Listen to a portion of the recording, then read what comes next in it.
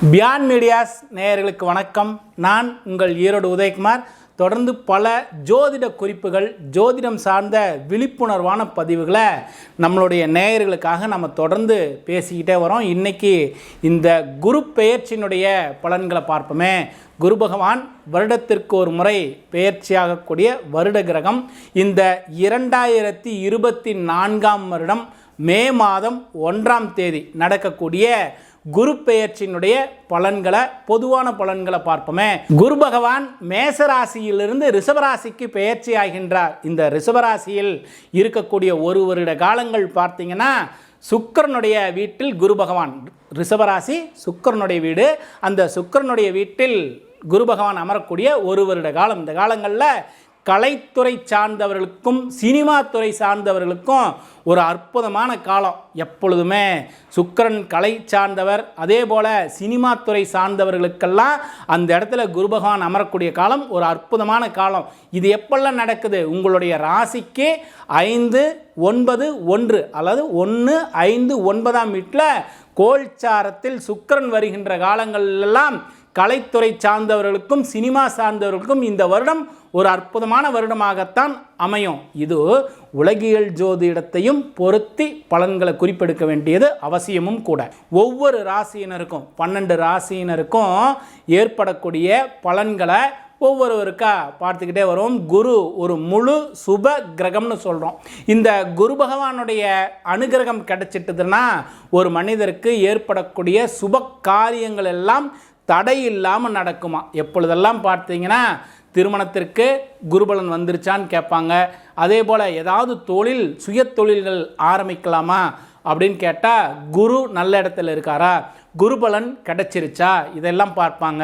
புத்திர பாக்கியத்திற்கு குருவினுடைய அனுகிரகம் இருக்கா, இதெல்லாம் பார்ப்பாங்க. எந்த ஒரு சுப நிகழ்வாக இருந்தாலும் இந்த குருவினுடைய அனுகிரகம் பரிபூர்ணமாக கிடைச்சிட்டது அப்படின்னு சொன்னால் நிச்சயம் எல்லாமே வெற்றிகரமானதாக அமையும். அதனால் எல்லோருடைய ஏக்கமும் எல்லோருடைய எதிர்பார்ப்பும், எனக்கு குரு நல்ல இடத்துல வந்துட்டாருங்களா, குரு பகவான் எனக்கு சுப பலனை கொடுக்குறாரா, இதையெல்லாம் கேட்பாங்க. ஜாதகத்திலையுமே பாருங்களேன், தனக்காரகன் புத்திரக்காரகன் என்று சொல்லக்கூடிய குரு பகவான் சிறப்பாக இருந்துட்டார் ஒருவருடைய ஜாதகத்தில் அப்படின்னு சொன்னால் பொருளாதாரத்தில் நாளுக்கு நாள் மேன்மையும், அவர் எந்த இடத்திலிருந்து திசை நடத்துகின்றாரோ அந்த இடம் சுபமான இடமாக இருந்து கிரகத்தோடு சேர்ந்து, தனித்த குருவாக இல்லாமல் ஏதோ ஒரு கிரகத்தோடு சேர்ந்து இருந்து பலன் கொடுத்தார்னா நிச்சயம் நன்மையான பலன்களை நாளுக்கு நாள் உயர்வாக கொடுப்பதை நாம் பார்க்க முடியும். இது போன்ற சுபகாரியங்களுக்கெல்லாம் குருவினுடைய பலன் பூர்ணமாக வேணும். எல்லாம் வல்ல அந்த இறை சக்தி, இந்த குருவினுடைய பேராற்றல் எல்லோருக்கும் ஒரு நல்ல அனுகிரகத்தை செய்யட்டும். எல்லோருடைய வாழ்விலும் புதுமையான விஷயங்களும் ஒரு பொலிவான விஷயங்களையும் உருவாக்கட்டும். பொருளாதாரத்தில் மேன்மையும் அவர்களுடைய வாழ்வில் உயர்வான சிந்தனைகளையும் உயர்வான செயல்களையும் கொடுக்கட்டும்.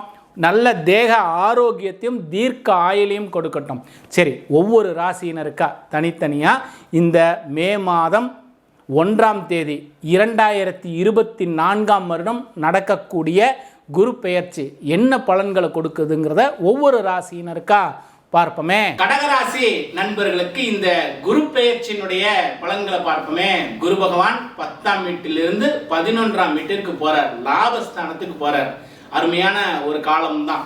என்ன கடகராசி நண்பர்களுக்கு அருமையான காலம் சொல்றோமே. நிறைய கஷ்டமான சூழ்நிலை, நெருக்கடியான சூழ்நிலைகள் எல்லாம் இருக்கே. அகப்பட்டவனுக்கு அஷ்டமத்தில் சனின்னு சொல்லுவாங்க. அதுபோல அஷ்டம சனியினுடைய காலத்துல நன்மையான பலன்கள் நடப்பது, இந்த குருவினுடைய பலன் முழுமையாக இருப்பது உண்மையிலேயே ரொம்ப விசேஷம்தான். ஏன்னா அஷ்டம சனியும் நடந்துருச்சு.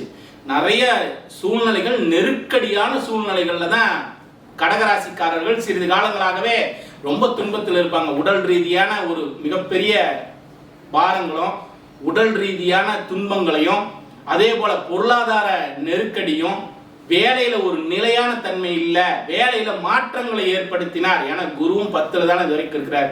10ல் இருந்த குரு பகவான் தான் 11ன்னு சொல்லக்கூடிய லாபஸ்தானத்துக்கு மாறார். அஷ்டமச்சனியும் நடக்குது, 10லும் குரு இருக்கிறார். தொழில மாற்றம்னு இருக்கு.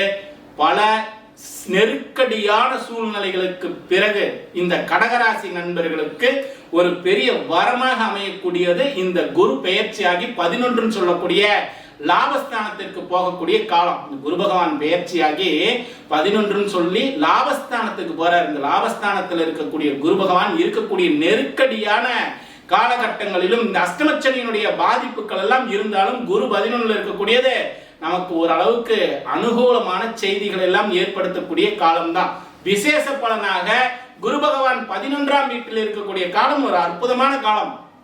உங்களுடைய ராசிக்கு 3ஆம் வீட்டை, கடகராசிக்கு 3ஆம் வீட்டை குரு பகவான் பார்க்கிறார். குரு பகவான் இருக்கக்கூடிய இடம் தான் நல்ல லாபஸ்தானம்னாலும் குரு பகவானுடைய பார்வை 3ஆம் வீட்டில் இருக்கு. சகோதர வழியில ஒரு அனுகூலமான செய்திகள், சகோதர வீட்டில உங்களுடைய உடன் பிறந்தவர்கள் வீட்டில் சுப காரியங்கள் நடக்கக்கூடியது, மனம் மகிழ்ச்சி அடையக்கூடிய ஒரு நல்ல சூழ்நிலை ஏற்படக்கூடிய காலகட்டங்களாக இருக்கு கடகராசி நண்பர்களுக்கு இந்த குரு பெயர்ச்சி. சரி, அதுலயும் பாருங்களேன், சகோதரரால அனுகூலம், சகோதரர்களுடைய வீட்டில் ஒரு மகிழ்ச்சியான, குடும்பத்துல மங்களகரமான மகிழ்ச்சியான விஷயங்கள்லாம் நடக்கக்கூடிய காலம்.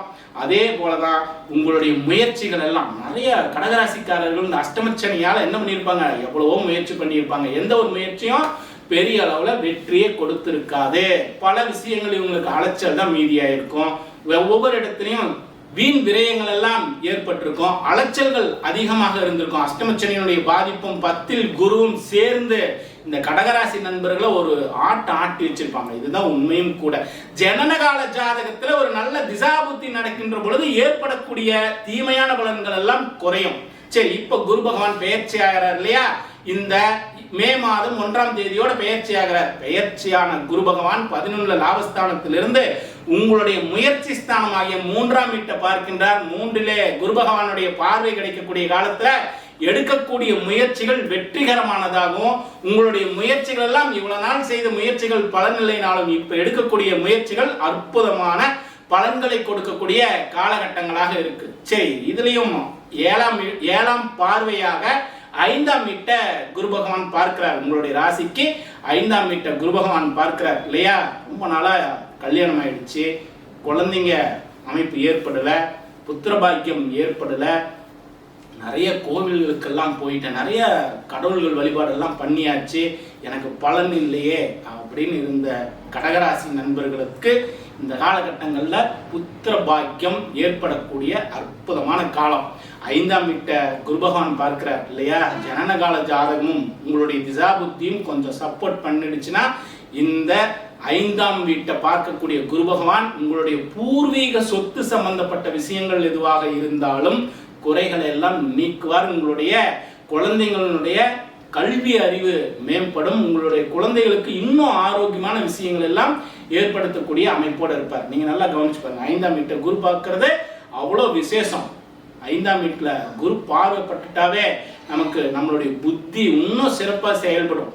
நேரங்கள் அஷ்டமச்சனியினுடைய பாதிப்பாக இருந்தாலும் இந்த குருவினுடைய அனுகிரகம் பரிபூர்ணமாக கிடைக்குது கடகராசி நண்பர்களுக்கு. அதே போல 7ஆம் வீட்டையும் பார்க்கிறார் இல்லையா. மகரத்தை குரு பகவான் பார்க்கிறார். தன்னுடைய 9ஆம் பார்வையாக மகரத்தை குரு பகவான் பார்க்கின்ற காலத்திலே ஏற்படக்கூடிய பலன்கள் எல்லாம் நன்மையான பலன்கள். கூட்டு தொழில் ஏதாவது முயற்சி பண்ணணும், தனியாகவே முயற்சி பண்ணிட்டே இருந்தேன், எனக்கு பலனே இல்லை, என்னுடைய சுய முயற்சிகள் எல்லாம் இந்த அஷ்டமச்சனியில் பெருசாக பலன் கொடுக்கல, யார் கூடயாவது சேர்ந்து ஏதாவது ஒரு புது தொழிலை உருவாக்கிக்கலாம், எனக்கு வருமானத்தை உருவாக்கிக்கலாம்னு இந்த கூட்டு தொழிலுக்கு முயற்சி பண்ணிட்டு இருந்தவர்களுக்கெல்லாம் இந்த குரு பகவானுடைய பெயர்ச்சி, குரு பகவான் ரிஷபத்தில் இருக்கக்கூடிய காலத்துல கூட்டு தொழில் சிறப்பான பலன்களை கண்டிப்பா கொடுக்கும். அதே போலதான் நன்மையான பலன்கள் நிறைய உண்டு. திருமணம் ஆகாதவர்களுக்கு திருமணத்துல ஒரு அனுகூலமான விஷயங்கள் ஏற்படும். ரொம்ப நாளா திருமணம் ஆகல, நாங்க முயற்சி பண்ணிட்டே இருந்தோம், திருமணத்திற்கு இந்த காலகட்டங்கள் அனுகூலமான காலகட்டமாக அமைகின்றது.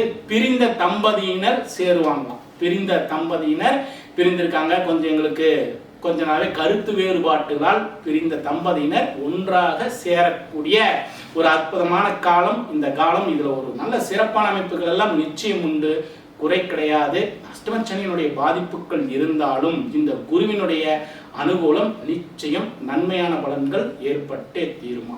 சரி, உங்களுடைய குலதெய்வத்தினுடைய வழிபாடு கடகராசி நண்பர்கள் விடக்கூடாது. எப்பயுமே குலதெய்வத்தினுடைய வழிபாட்டால அனுகூலமான செய்திகள் கிடைச்சே தீரும். குரு எப்பையும் ஒரு விஷயத்தை பார்த்துங்க, குரு எப்பையும் எனக்காக அப்படின்னு வழிபாடு பண்ணுகின்ற பொழுதோ, எனக்காக அப்படின்னு பொருள் சேர்க்கின்ற பொழுதோ நிறைவு கொடுக்க மாட்டார். பிறருக்காக என்னுடைய நன்மையில பிறருக்கும் நிறைய நன்மைகள் நடக்கணும் அப்படி வேண்டுதல் மட்டும் வச்சுக்கணும். என்னன்னா நம்மளுடைய நன்மைக்காக நம்ம இறை வழிபாடோ, நம்மளுடைய சக்திக்கு தக்கவாறு ஏதோ ஒரு வழிபாடோ, எதன் மேல நம்பிக்கை இருக்கோ தியானத்து மூலமா பிள்ளை இருப்போம் இல்லையா, இந்த உலக மக்களுடைய நன்மைக்காக சிறிது நேரம் ஒரு நிமிடமாவது பிறருக்காகவும் இந்த உலக மக்களுடைய நன்மைக்காகவும் நம்மளுடைய வேண்டுதலை வச்சுக்குவோம். இந்த கடகராசிக்காரர்களுக்கு ஒரு நன்மையான பலன் இன்னும் உயர்ந்து கிடைக்குங்கிறது உண்மைதானே. நாம் ஒவ்வொரு நாளும் ஒவ்வொரு விஷயங்களும் ஒவ்வொரு பதிவுகளாக செய்துக்கிட்டே வரோம். இதில் குறிப்பாக பாருங்கள், இந்த ஜோதிடத்தால் நடக்கக்கூடிய விஷயங்கள் எல்லாம் நம்ம பதிவுகளாக சொல்லணும். இதில் என்னென்ன இருக்குது, இந்த இயற்கை சீற்றத்தால் இந்த உலக மக்களுக்கு ஒரு பாதிப்புகள் ஏற்படும், நீர்நிலைகள் எல்லாம் நீர் சார்ந்த பாதிப்புகள் எல்லாம் ஏற்படும். இதையெல்லாம் பல குறிப்புகளாக நாம் இந்த புது வருடத்தில், அதாவது தமிழ் புது வருடத்திலிருந்தே நம்ம சித்திரையிலிருந்தே ஒவ்வொரு பதிவுகளாக போட்டுக்கிட்டே வரோம். சரி, இந்த மாதிரி பதிவுகள் கொடுத்துருந்தாலும் வரக்கூடிய காலங்களில் நமக்கு ஒரு மாற்றம் வேணும் இல்லையா? இந்த மாற்றம் யாரால் நடக்கும்? அந்த இறைவனால் மட்டும்தான் இந்த உலக மக்களை காப்பாற்ற முடியும். இந்த இறை சக்தியால் மட்டும்தான் இந்த மக்களுக்கெல்லாம் ஒரு நன்மையை செய்ய வைக்க முடியும் இல்லையா? அப்போ எல்லோரும் சேர்ந்து இந்த இனம் கடந்து, மொழி கடந்து, மதம் கடந்து எல்லோரும் இந்த மனித குலத்தினுடைய நன்மைக்காக நமக்காக சில வழிபாடுகள்லாம் செய்வோம் இல்லையா?